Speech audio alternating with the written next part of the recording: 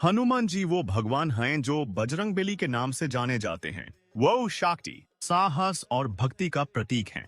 वो ही तो हैं श्री रामचंद्र के परम भक्त। यह माना जाता है कि वो अभी भी जीवित हैं। किसी पहाड़ पर या गुफा में श्री रामचंद्र के ध्यान में मगन। हनुमान को महादेव के अंश का अवतार कहा जाता है। महादेव के एक लो में जितनी शक्ति है हनुमान में उतनी। इससे समझ आता है महादेव की कितनी शक्ति है। वैसे भी वो जन्म ग्रहण किया था वायु या पवन देव के घर में, इसलिए हनुमान का एक और नाम पवन पुत्र है।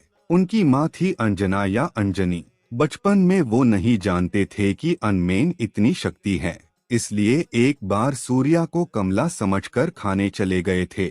हनुमान जी ने रावणा के लंका को जला दिया था श्री रामचंद्र की पत्नी सीता माता को बचाने के लिए। इतना ही नहीं, लक्ष्मण के प्राण रक्षा के लिए जो जारी बूटी लानी थी उसे पहचान ना पाने पर पूरा पहाड़ ही उठा लाए। और एक बात है, लोग मंगलवार को लाल कपड़े पहनकर पूजा करते हैं क्योंकि इससे राम भक्त हनुमान जी संतुष्ट हो जाते हैं। ऐसा भी मानते हैं कि जो हनुमान चालीसा पढ़ता है हनुमान जी संतुष्ट होते हैं और उसके सारे दुख कैट जाते हैं। सब मिलकर बोलो जय हनुमान जी की जय। हनुमान जी वो भगवान हैं जो बजरंगबली के नाम से जाने जाते हैं। वो शक्ति, साहस और भक्ति का प्रतीक हैं। वो ही तो हैं श्री रामचंद्र के परम भक्त। यह माना जाता है कि वो अभी भी जीवित हैं। किसी पहाड़ पर या गुफा में श्री रामचंद्र के ध्यान में मगन। हनुमान को महादेव के अंश का अवतार कहा जाता है। महादेव के एक लो में जितनी शक्ति है हनुमान में उतनी। इससे समझ आता है महादेव की कितनी शक्ति है।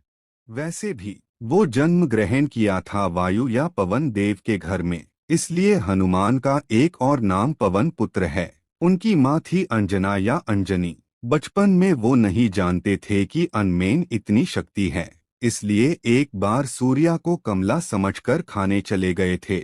हनुमान जी ने रावणा के लंका को जला दिया था श्री रामचंद्र की पत्नी सीता माता को बचाने के लिए। इतना ही नहीं, लक्ष्मण के प्राण रक्षा के लिए जो जारी बूटी लानी थी उसे पहचान ना पाने पर पूरा पहाड़ ही उठा लाए। और एक बात है, लोग मंगलवार को लाल कपड़े पहनकर पूजा करते हैं क्योंकि इससे राम भक्त हनुमान जी संतुष्ट हो जाते हैं।